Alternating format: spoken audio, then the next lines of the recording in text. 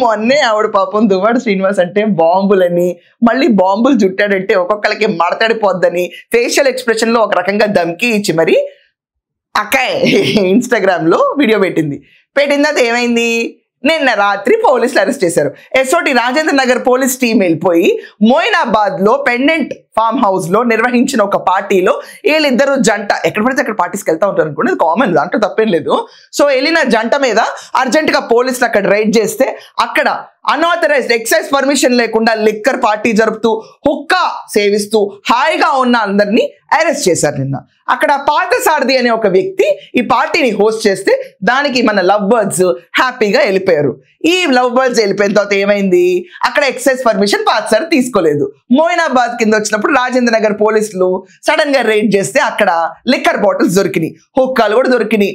అక్కడ సేవించిన వాళ్ళలో రాజారాజు. సో వాళ్ళని ఇమ్మీడియట్ గా తీసుకెళ్లి అరెస్ట్ చేశారు. అరెస్ట్ చేసిన తర్వాత వీళ్ళు బయటకు ఎప్పుడు వస్తారనే ప్రచారం కూడా జరుగుతుంది. కొంతమంది అయితే వీళ్ళిద్దరిని ఒకే సెల్లో పెట్టారని కూడా డౌట్ వస్తుంది.